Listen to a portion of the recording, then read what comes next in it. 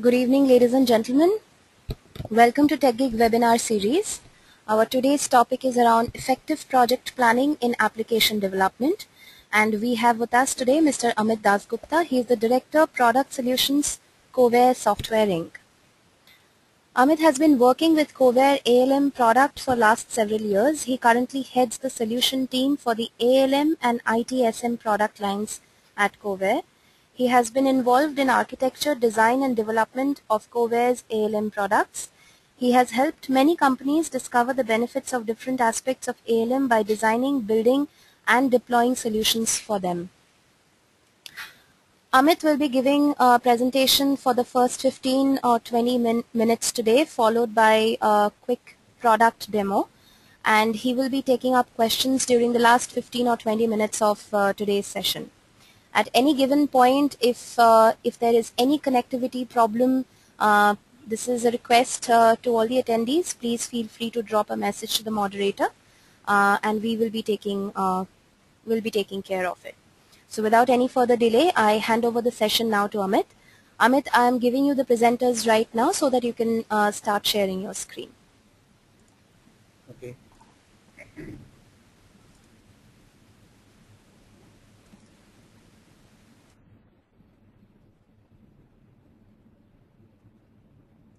So thank you, Shilona, and I welcome you all to this webinar. I hope everyone can view my screen and listen to me properly. So today's topic of the webinar, as we have mentioned, that it's effective project planning in application development.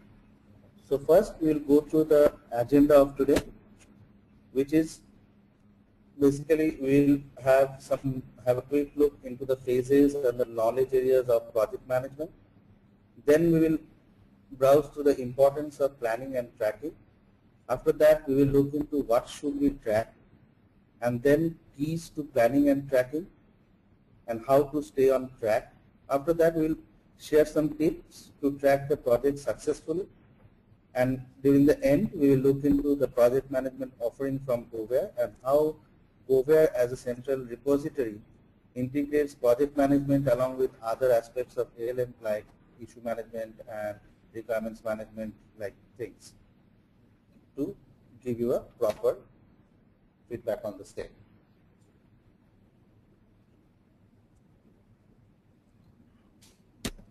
So first we will go through the phases and the knowledge areas of project management. So we will start with a brief discussion on the 5 major phases of project management, and we'll browse through the 9 knowledge areas as defined by PMI or the Project Management Institute. So as you can see that in the inner circle we have indicated the different 5 phases, which are namely initiation phase, planning phase, execution phase, monitoring and controlling, and at the end comes the closing one. So what is this initiation phase? The project initiation phase is basically the critical phase within the project lifecycle. It is also called the project pre-planning phase. Some of the basic steps that gets followed over here are create a business case, then making a feasibility study, developing the project charter, assigning project management team, and doing the project review. After this initiation, so at the end of this initiation phase, we know that we create a project charter or the validity of the project is done, and based on which the further phases of the project can be started upon. So after the initiation phase, any project goes through the planning phase. And the project planning phase is the second phase in the entire project lifecycle. It involves creating of a set of plans to help guide your team through the execution and closer phases of the project. The plans created during this phase will help you to manage time, cost, quality, change, risk, as well as issues. They will also help you manage staff and external suppliers to ensure that you deliver the project on time and within budget. In short, you need to create a comprehensive suite of project plans which set out a clear project roadmap ahead. Now today in our presentation we will mainly focus on this planning phase as well as on the monitoring and controlling phase. So once this planning phase is over, or once the planning is done, then comes the execution or the implementation phase. in which what we do is we plan the design in the prior phases of what we do is the purpose is to deliver the project expected results, deliverables and other direct outputs. Typically, this is the longest phase of the project management life cycle where most resources are applied. During the project execution, the execution team utilizes all the schedules, procedures and templates that were prepared and anticipated during prior phases. Unanticipated events and situations will inevitably be encountered, and the project management and the project team will have to deal with them as they come up, and where comes the importance of this monitoring and controlling. So this monitoring and controlling phase, this is a process which oversees all the tasks and metrics necessary to ensure that the approved and the authorized project is within scope, on time and on budget, so that the project proceeds with minimal risk. This process involves comparing actual performance with the planned performance and taking corrective action to yield the desired outcome when significant differences exist. Monitoring and controlling processes is continuously performed throughout the life cycle of the project to ensure all the parameters that needs to be tracked down. And at the end comes the closing phase, where the closing phase includes all the activities necessary for the project office to close the project. Project close may be signified by system acceptance and transfer to the support organization, or by official system retirement or replacement. It is important that lessons learned during project are captured and the project information is properly archived. This phase marks the end of project's operation, including transferring operations and or data to follow-on system as applicable, and retirement of any legacy system. This phase also includes archiving of project data and documenting final lessons learned.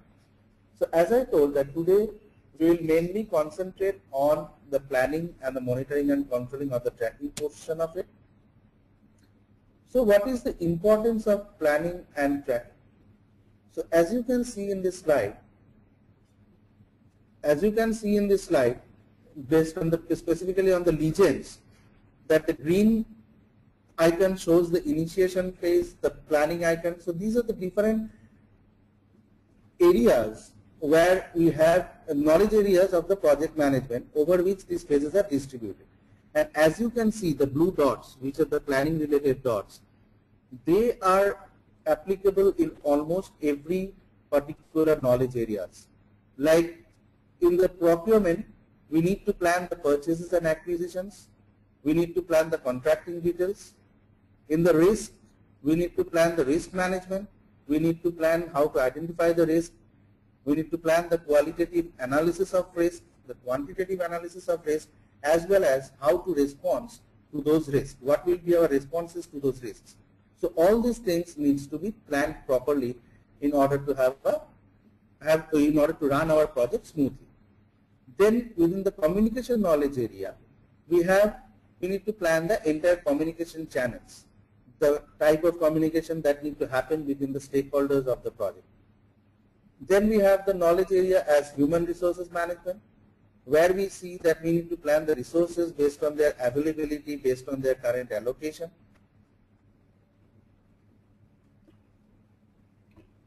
So these are the planning phases, planning activities which gets done in some of the knowledge areas. And on the right hand side, the knowledge areas which we have like integration, scope, time, cost, quality. These are the major parameters, and in the scope, time, cost and quality, these are the major parameters which we need to track during the progress of the project. And as we can see that all these has some elements of planning. Like for integration, we need to do the project management plan. Under the scope, we need to plan the scope, we need to define the scope, we need to create the work breakdown structure, and then under time we need to plan the activity definition, the sequencing, which is generally basically the project schedule that we create.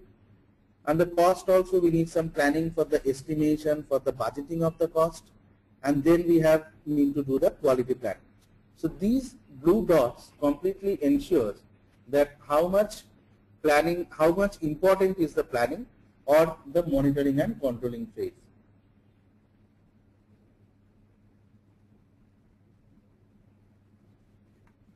So, am I audible properly, or is there any issue with the voice? Your voice is coming across little low, but it's clear otherwise. Okay, fine.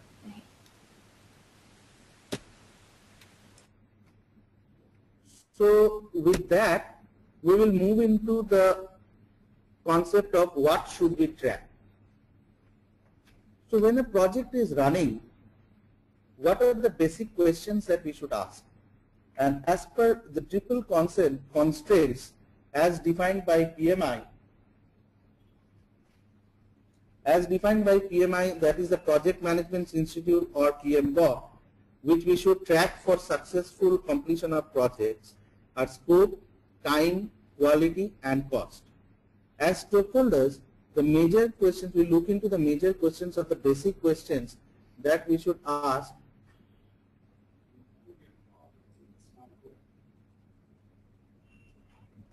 Just a moment.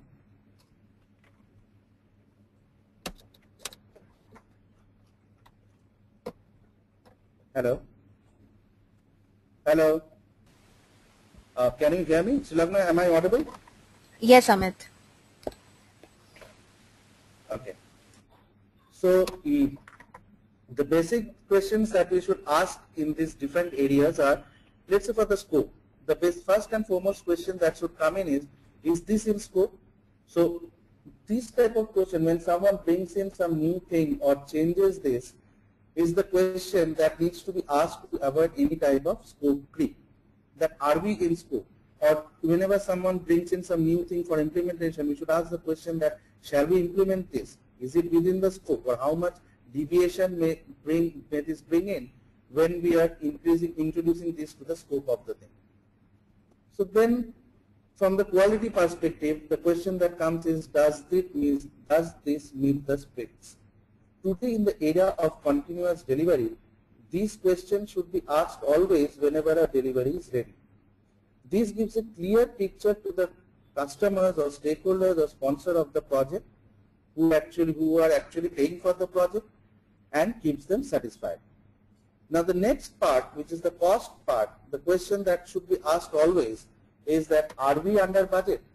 Now there are certain costs that occur in the project in terms of issues, risks, and other matters. So this is very important to know at every point, that whether we are under budget or we are overutilizing the budget, what is the status of the budget, that is the cost. And then finally comes the schedule part. So the question is that are we on schedule? This is very important in case of resource sharing across projects in terms of their availability and allocations. Because if we are not aware of this in real time, then sometimes what happens is that we go behind schedule, and then since the resource is shared among different projects, there we have some constraint there we have some effect on the other projects that are already planned. So for all these things, what we track? We should track the variance. Now what is this variance? The variance is basically planned minus the actual. So we should always keep a track of the variance of all these parameters, that whether the planned minus actual is on track or it is out of track. Now for that we generally use some indicators like red. If we have a red marker, then we know that it is alarming or it is off track and we need to dig deep into the issue. If it is yellow, then we can assure that okay, it is on track, and if it is green, then we are completely assured that we are ahead of the schedule or ahead of the parameters, and we are absolutely fine with the project. So with this, we will move into some of the keys to planning and tracking. So what are the major keys to planning and tracking? First of all, we need to check the availability of resources real time. That the status of the resources, their job allocation, that should be visible right in front on a real time basis, so that we can take corrective measures on that. Then we should create a proper schedule of the activities and resources, which will help us to track the project in the terms of all the three major parameters we looked into. which are time, cost, and resource. Then we have assign specific resources to tasks and deliveries. Now, why is this needed? This is needed because if we have specific resources allocated to specific tasks and deliverables, then what we are ensuring by doing that is we are increasing the accountability of the resource, which will help us in turn to track things smoothly. Then another major aspect which we should look into is online availability of the plan. Now today almost everywhere the teams are globally distributed and across different time zones. Now it is very useful if the plan is available online, so that all the stakeholders are updated with the real-time status of the project and corresponding effect on the plan, which is really required. Then another key thing is update the plan real-time based on actuals. This is another very important aspect in terms of the variance we talked about a few minutes back. Because until and unless we have the true picture real-time against the plan, that okay, this was my plan and this is the actual besides it, we will not be able to take the corrective actions if necessary. Then another key aspect is make changes and re-baseline plan as and when required. Sometimes it happens that we cannot keep things under control and it gets shifted. Like we may face a lack in schedule, we may be lacking on cost, somewhere we may be out of track. And as soon as we do that, it is very necessary that we make the corresponding changes in the plan based on the reflection and re-baseline it, so that at the end of the project we can easily compare with the actuals, the original plan or the baseline versions, which will give us a historical data to preserve, or as a lessons learned that these are the areas where we need to improve on the upcoming projects. Then create milestones. This is another thing, because in the case of big projects what we see is that the number of tasks or the number of activities to be tracked is huge. Now when that list becomes big, it is very difficult to maintain them and to track them task by task. So it is much better if we create milestones, which is basically nothing but grouping of certain tasks, and track those milestones against those parameters of time, cost, and scope and quality. Then we have maintain a summary of tasks. Now what is this maintain a summary of tasks? It is something like a milestone, but as we know that in milestone we do not associate any resource, but summary of task is you create some task, a task which can be broken down into subtasks, so that it's not necessary you maintain or you track all the subtasks, but at the summary level also you get a proper picture that what is going wrong or where we are in terms of the progress of the project. And then is define dependencies. Now this is very critical, because if we don't have the dependencies properly defined, then in case of crisis we will not be able to do things like crashing the schedule or doing some fast tracking of the schedule. Those type of things will not be possible, because those type of things are necessary because sometimes it happens that we go behind the schedule or we may go over the cost, and that at that point from the company's perspective what we need to do is we may need to reconsider those things. We may need to bring in more resources to bring it up to the schedule and take some corrective measures on that. So to achieve that, we should have a proper definition of these dependencies. With that, I will move on to some aspects of how to stay on track.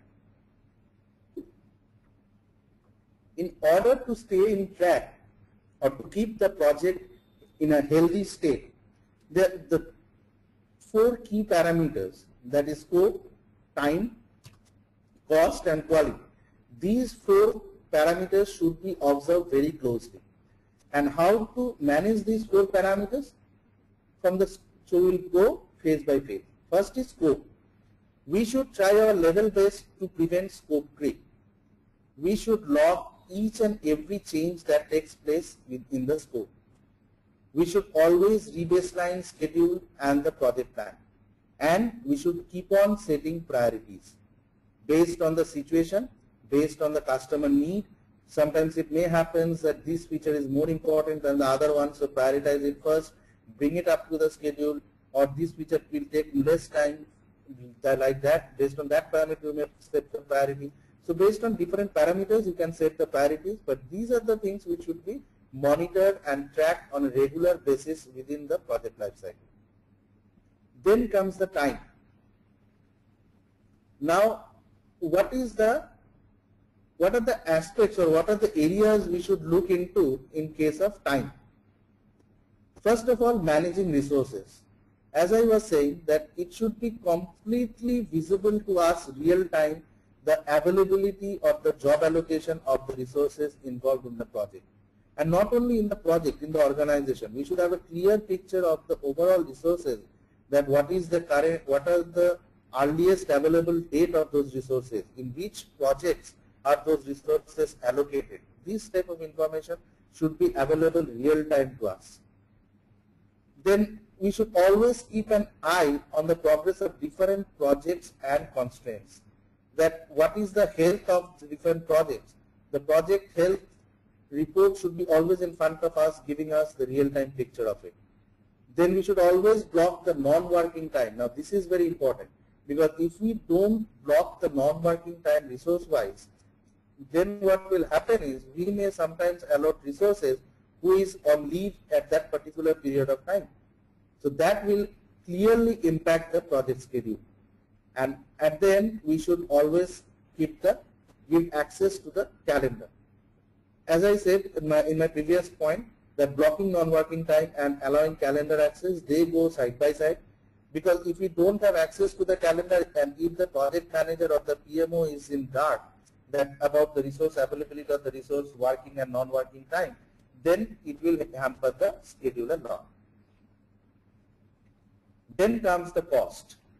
Now here we need to always manage the hidden cost. As I was saying, that sometimes some unplanned cost like risk issues may come into the picture. Now we need to manage them meticulously and keep an eye on them on a regular basis. Then budget items. We should try to budget each and every possible item of the project, ignoring the fact that whether it is a minor item or whether it is a major item.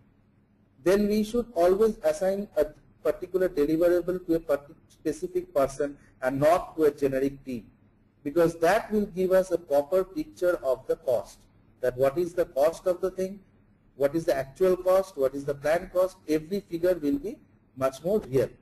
And as I said, the continuous real-time tracking and controlling, that is necessary all throughout for all the parameters. Then comes the quality. Now in terms of quality, we should first define the quality as soon as the project starts, or rather before the project starts, because based on that definition we should set some targets and communicate those targets to the stakeholders, that these are the quality expectations of this project, so that based and if that is stated out clearly, then what we can do is we can measure those targets real time, that what is going wrong, whether we have everything as per the expectation of the stakeholders. And then while measuring targets, we should always continuously measure the targets, and if we see something wrong, then we should immediately try to fix them and take necessary preventive actions. So these are the major things which we should always try to follow to keep a project on track. Then I will give you some tips to track the project successfully. What are the major things that we can do in order to track the project successfully? We can, first of all, we should organize our work properly. Then we should manage the activities of the teams online. We should track the progress real time. As I said, that we should keep the plan shared among all the stakeholders so that they are constantly updated with the latest status of the project. We should report anything out of the track immediately to the stakeholders, and we should escalate the delay factors real time. If there is any delay or in terms of scope or quality or time, anything, we should be able to escalate it real time to the respective stakeholders. Now we will move into that what are the project management offering we have from Kovair. So real-time monitoring of resource availability. So Kovair allows you to monitor the resource availability real-time.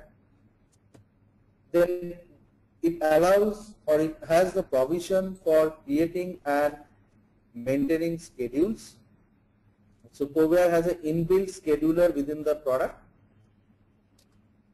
Then in that schedule, what Kovair allows is, it allows the interlinking of schedules, because sometimes it happens that we create separate plans and then we want to link one item of a plan with another item of another plan, so that if instead of copying the entire plan to this other plan, this helps in a way that if anything happens in the other plan or if anything goes wrong in the other plan, then immediately my main plan gets affected and the picture comes clear to the project manager or to the PMO.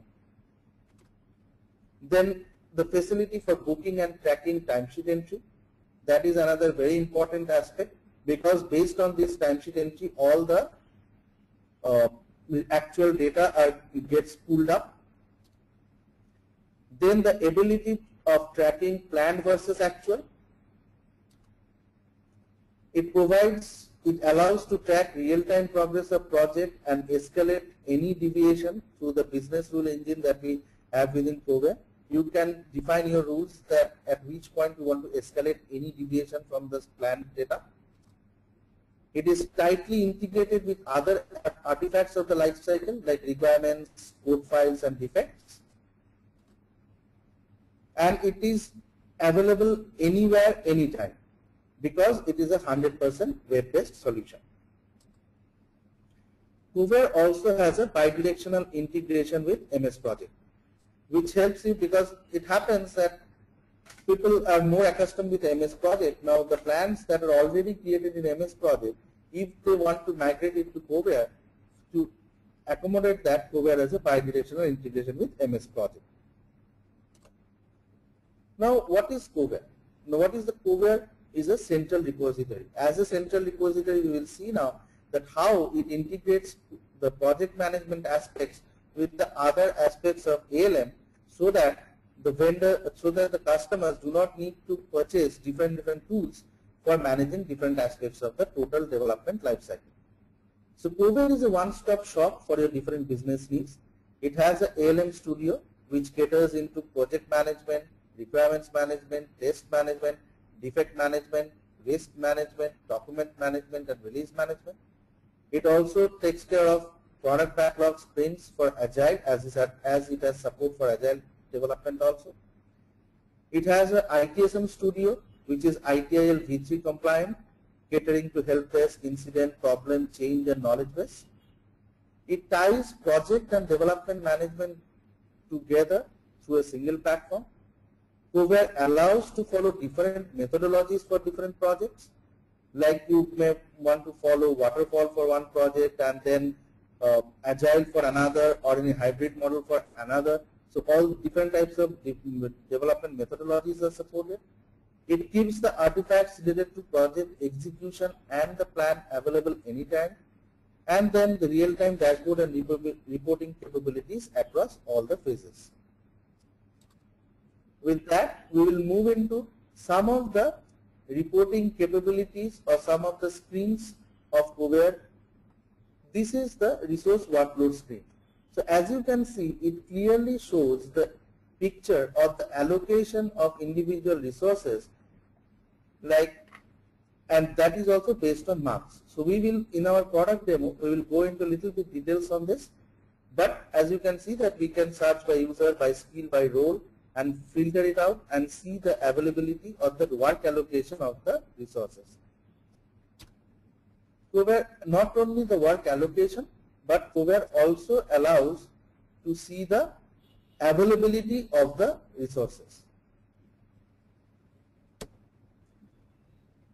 Kovair also has the facility of providing a Gantt chart.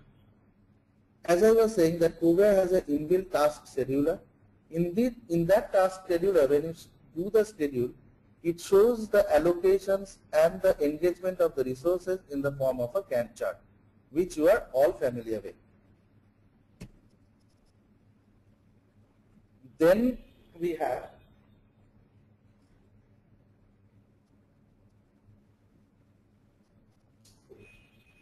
hello. Hello. Yes, Amit? Yeah. Yeah. Hello. Yes. Tilakna, can you hear me properly? Yes, I can hear you. I think I got. Yeah. Okay. So then we have some useful, very useful metrics and dashboard in Kovair. Like as you can see, the project health report and the quality report.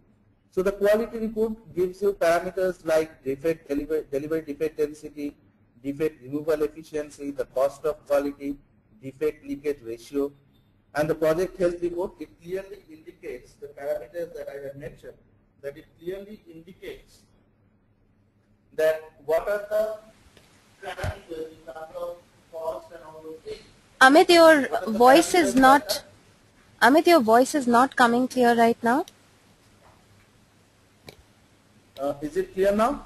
Yes, it is. Okay. So yeah. So I was saying that the project health report, which gives you a clear indication in terms of schedule, budget, work, and issues, that where are we? Are we ahead of schedule? Are we on track, or are we behind it? So these are certain dashboards and reports which we have. Then other dashboards and reports which are available, like risk by status, defects by severity, requirements by status, change request by source, and requirement submission versus approval.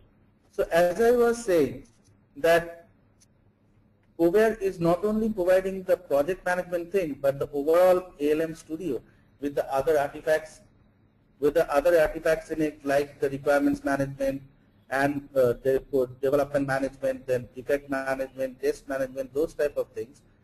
So from these things, from these type of dashboards, give me a clear picture as an executive or from the management perspective, that not only the project management plan and actual, but where are the other things going wrong, or where are the other things going correct? What is the exact status of the things? Like as you can see that in one dashboard, we can take care of, we can track the risk, we can track the defects, we can track the requirements, we can track the change request. So everything can be tracked under the same roof. So with this is another dashboard which I showed you.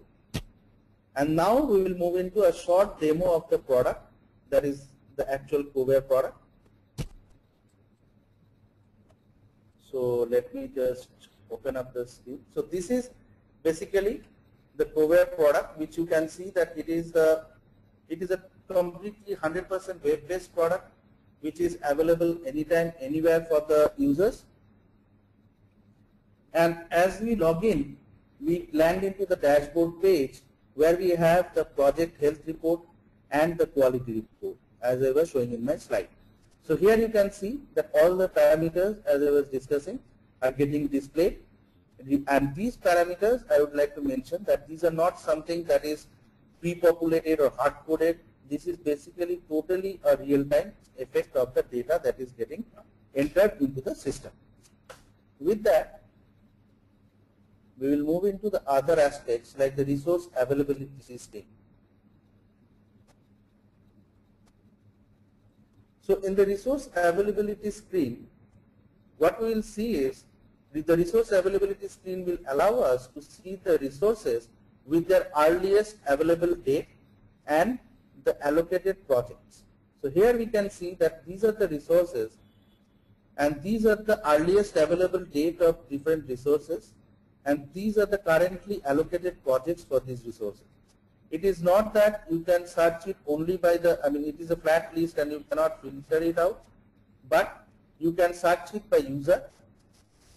So once you select that, it will ask you for the user names, by giving which it will filter it out. You can search it by skill, the different skills and their conditions, like if you want to say the skill name, you want to say begins with, you give a name like say .NET, and then you can create these type of filters multi-line, and by doing this you can filter this list by skill also. And not only the skill name, but also as we saw that we can filter it by the number of years of experience and other parameters also. Then we can also search it by role. Role in the sense that we may have different roles in the project like architect, business analyst, change control board, developer, project manager, QA manager, reviewer, testers, all these things. And this list can be filtered by those particular roles also. So this is the type of flexibility or the type of arrangement that Kovair has for checking the resource availability, which is very helpful in terms of resource planning. And not only resource availability, if I want to know the exact workload of the users or the resources in terms of the date, in a specific date range, that what are the allocation of those resources, how many hours are allocated, whether they are available or not, these type of things can be also viewed in Kovair through the resource workload script, which here also it allows you to filter the list by the name of the user, by skill, and also by role. And with that, we will move into the task scheduler. Now, Kovair has an inbuilt task scheduler which allows you to create multiple plans. And not only multiple plans, it also has the facility, or it also allows you to create a progressive plan. As you can see, progressive plan in the sense, because sometimes it happens that we create the plan before the actual project starts. And we create the plan, it's not necessary that we need to create the plan in one single shot, but we may create the plan in a progressive basis. So we have in this screen, you can see two options as publish and design. So when we keep it in design mode and keep on enhancing the plan or keep on creating the plan in a progressive manner, what happens is it in background doesn't create the task for these activities on actual, because it is in the design mode. So when you think that your plan is completely done with and it is approved by the corresponding stakeholders or managers, then you can click on the publish button, so that what you can do is, when you publish it, then the plan actually gets published, and what happens, the corresponding task for the assigned resources gets generated. And on the right hand side of this plan, you can see the Gantt chart that I was showing you in the slide.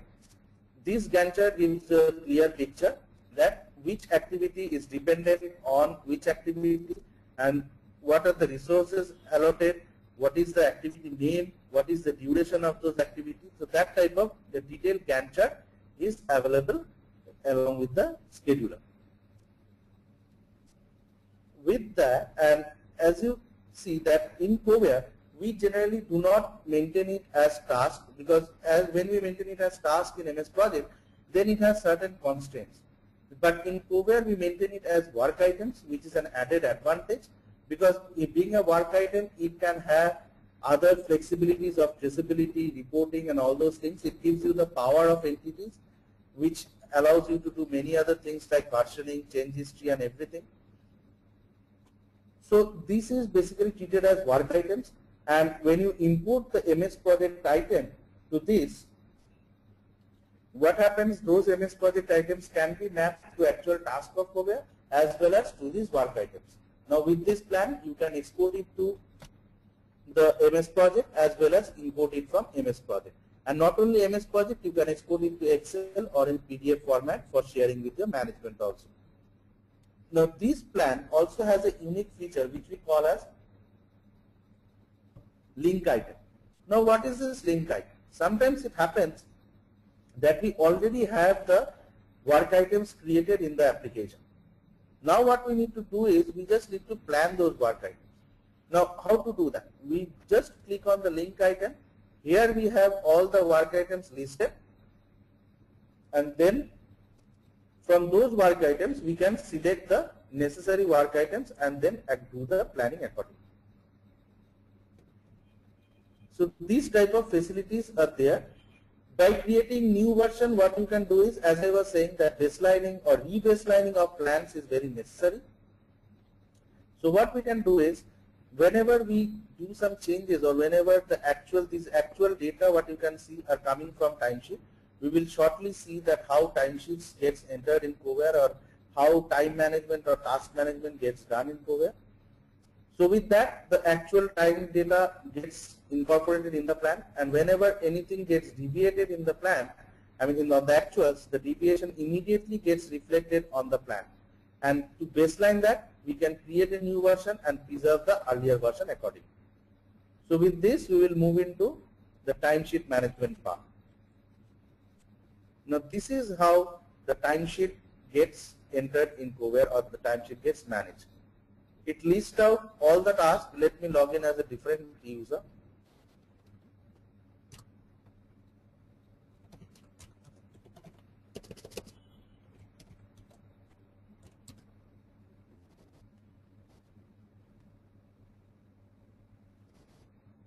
So here you will see that in the task scheduler, we had something like for direct manager, that he had some task which was allotted to him on a designated period. Let's say if we take that determine project scope, it was basically a task of direct manager on 2nd of September, and the duration was 1 day. So if we can see from the actual thing, I mean we can see from the actual data portion that he had actually started the work on 2nd September and had ended that on 2nd September. So let us see the timesheet of direct manager.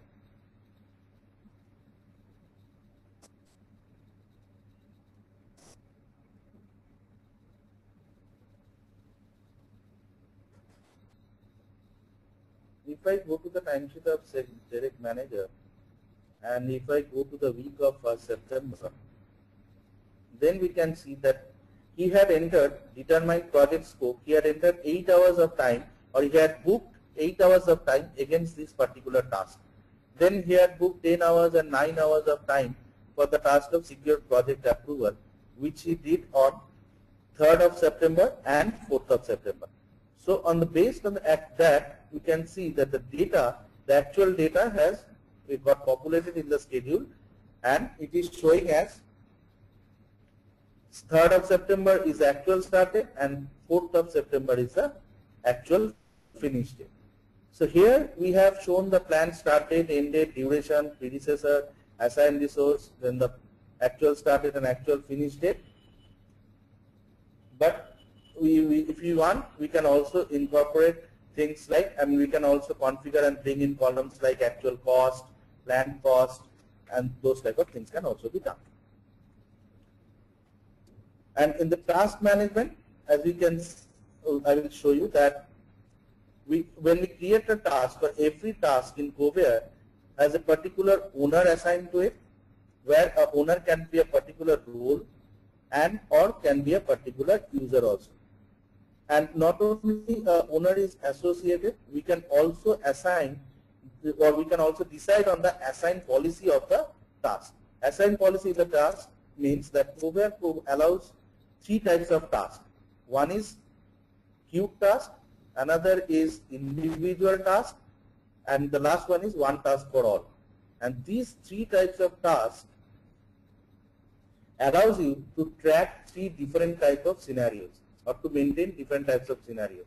Sometimes it happens like for any call center type of application that an issue gets entered and the task gets generated for the earliest available, or for the technician who is earliest available. So what happens is a queue task gets generated on the name of all the technicians, and the technician who is available at the earliest available time picks up that task, which means as soon as he picks up that task, the task from others plate gets out or gets deleted because that has been taken care of. Then we have individual tasks. So in some scenarios we may need that individual tasks should be created for each and every item, for each and every owner who are allotted to this particular project, for this particular task. And then we have scenarios for one task for all, like the general task we have for in a project, like project meetings. It may happen that project meetings may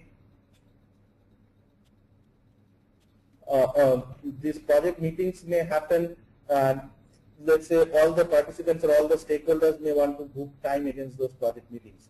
the task for project meeting. So it is not necessary or not wanted also to create multiple tasks for each of them. So you can have one task for all. So the task is one, but multiple people can book time against that. So with that, I will conclude my presentation for today, and I will open up for any question and answer if we have it. Thanks so much, Amit, for the presentation as well as the demo. We have started assigning questions to you. You can open up your questions window now and view the questions there. Yeah. Yeah, sure. So I can see the first question, that who create the project charter in practical scenario. It has been asked by Mr. Surendra Jain. So practically project charter, it depends on the organization. It's not any hard and fast rule that the project charter should be created by this, but it's generally created by the PMO or the stakeholders who are there for who has generated the need for the project. Otherwise, there is no specific rule that this is the person who should create the project charter. Now, the next question is that what do you mean by track progress real time? Now, track progress, now this is a very good question, that track progress real time. What is real time? Now, the thing is that we should be able to track the progress of the project as and when it is happening. It's not, it should, something like this should not happen that, let's say a project gets delayed, somebody was allotted a task and he was given a time for 8 hours to do the task, and he has already consumed 24 hours, but the task is not allotted, not complete. So if I get the information at the end of 24 hours, then based on the schedule of the project, it may be quite impossible for me to bring things online or to bring things on track again, right? So that is the reason why we should be able to track the progress real time. Like if it is overshooted from 8 hours to 9 hours, immediately the project manager should get a notification. Immediately the project manager should get a notification that this parameter is getting delayed. So that is what is meant by the track progress real time. Then we have another question, that what is the typical cost of implementation of a 500 resource organization? Are the prices module based? Now, cost of a particular project, it is completely dependent on on the policies of the organization. It can depend on the resource cost, the per hour cost of the resources. It can also be based on module, and if it is based on module, then what you can do is that you can define a cost for the resources at the project level or at the module level, and then track it accordingly. Okay, the next question comes is, how far Kovair management tool give the real-time results? If it is accurate, then by what percentage? Now, Kovair gives the real-time results totally. It's 100% real-time. In some cases, the percentage of accuracy differs between 99% to 100%. Because whenever things happen in Kovair, it immediately gets reflected in the dashboard. Then comes, is Kovair available for 15 or 30, available for trial for 15 or 30 days? Yes, you can contact our sales team for that, and they can arrange a trial for you. Then we have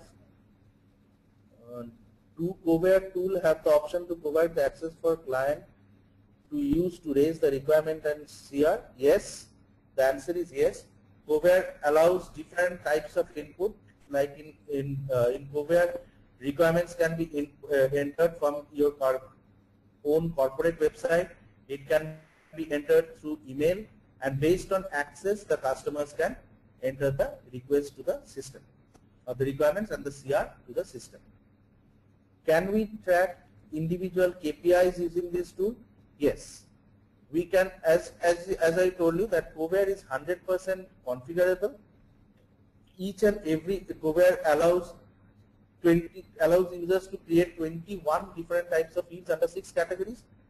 So using those typical different type of custom fields and using some simple mouse clicks and drag and drop feature, you can easily track the KPIs or KPRs of the project. Then the question comes, can we add holidays or leave for selected team members for more efficient resource leveling? Yes, the answer is yes. Kovair provides a user calendar feature in which you can, as well as a project calendar feature. So at project level, you can mention the designated holidays or the predefined holidays, and at user level, you can mention the holidays of the particular individual resources that can be mentioned at the user calendar level. How about blocking? Okay, the other question is, how about blocking non-working days, since non-working days sometimes can be in the nature of the work. As I said, that non-working days can be blocked at the project level also, as well as each resource level also. We have another question from Mr. Prakash. Can we customize the dashboard based on specific project needs? For example, in a production support project, we need to report the trend of SLA adherence on a weekly basis, and is it possible to create report like this using this tool? Here I would like to say, first of all, the answer is yes, and to a little elaboration, I would like to say that Kovair provides 9 different types of reports. You can create different types of reports in Kovair, and these reports can be plotted in dashboard in a layout that is also configured by the administrator by simple mouse clicks. It's not necessary that you need to follow a 2-column layout. If you feel that you want to have 2 gadgets in one row and make it a bit larger, then you can also do that. So dashboards in Kovair is completely configurable using mouse clicks without the need of single line of coding. How the Kovair can help managing shared resources with other projects while resource allocation need to be confirmed in advance. As I showed you, that Kovair has a proper screen for viewing the resource availability, their current available date as of now, and their allotted projects. So what we can do, if we want to allot a resource, or if you want to book some resource, we can book them in advance or confirm them that I will need this resource from this time to this time. And automatically when resource availability will be viewed, it will be, it will be reflected in that resource availability screen. Okay. Then we have another question. The other two people have asked this question, that in short, how can you compare MPP with Kovair? Now the biggest difference between a MPP and a Kovair is that MPP is used only for the project management part, the scheduling part, their planning, their tracking, these type of things. But Kovair is not only confined to these project management only. First of all, Kovair provides all the project management facilities like resource management, like project scheduling, their planning, their tracking, these type of features are there. And the most important thing where Kovair is completely different from MS Project or is superior to MPP is the ability of the total ALM, the ALM Studio as a whole, as a solution. Because there it is not only project management, but you can track all the parameters of project planning and tracking along with the other aspects of the development lifecycle, and you can track all those things under the single roof with different type of dashboards and reports. Another question is, bug tracking available, can integrate with any other tools other than MS Project? Kovair has an omnibus engine which integrates with currently more than 40 tools. Bug tracking is available within Kovair, as well as you can track bugs in other bug tracking tools, and those data can be easily integrated with our Kovair omnibus engine, and based on that we can produce in Kovair cross-tool reporting as well as cross-tool traceability. the question, what is Kovair is better than MS Project is already answered. Amit, request you to Yeah. read out the questions little loudly so that all our attendees Okay, can, fine. yeah. And we have Sure. 5 more minutes to go before we end Okay. today's session. Okay. Okay. Now comes that another question is how many versions you made as per PMBOK guides you created this software.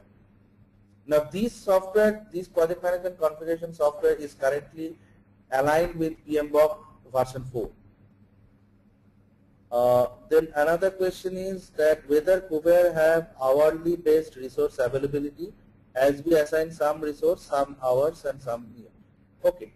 The answer is yes, and as you saw in the screen, the resource availability screen, you could see that it was showing you the allocation of the resources, I mean in the resource allocation screen, that in which date the resource is allocated for how many hours, the resource workload screen. If I go back to that, you will be able to see that over here you can see that on 5th of November this particular resource Amar manager is allocated for 2 hours and not more than that.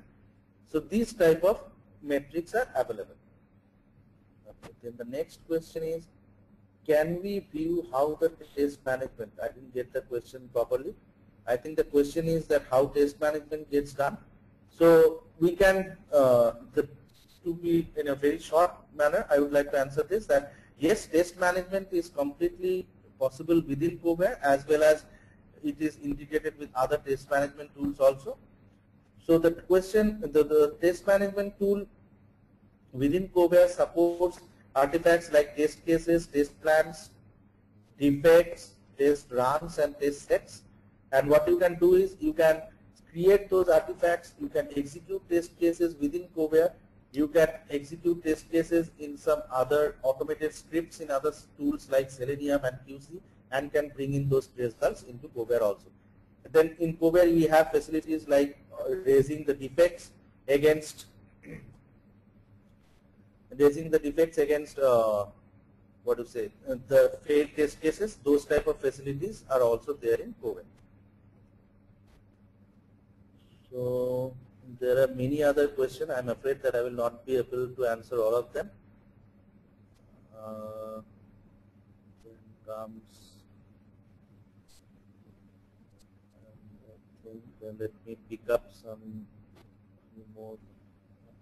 Shilabna, do I have any time to answer any more? You can take one last Hello? question, Amit. Hello? Yes, Amit, you can take up one last question. Okay. So the last question that I would like to take is that, okay. So the last question that I would like to take is that have this software can track performance of the employees. As I said, that based on the configurability of the system, based on the number of fields that we can create and the other reports that we can generate, we can easily track the performance of the employees in terms of KPIs or any other custom parameters that we would like to define within the solution. And all these configurations, as said earlier, can be done just by simple mouse clicks without the need of any particular coding. So with that, I would like to end today's presentation. So thank you all for your time and your questions. I would love to answer all the questions that have been asked, but the questions are too many and the time is not there for answering all of them. So I hope you enjoyed the webinar. Thank you so much, Amit, for giving such an insightful presentation. And yes, thank you so much for taking up questions as well. And as you correctly stated, we still are getting a lot of questions from our attendees, which you can take up offline with them directly, or they can send in their questions to us, and we can duly get them answered from you. Definitely. For any further queries, I mean, they can obviously reach me out in this mail address of sales@kovair.com, or they can visit our website, which is www.kovair.com, and also they can reach me at amitd@kovair.com. Thank you so much, Amit. For all the attendees, today's session recording will be available on techgig.com by tomorrow afternoon.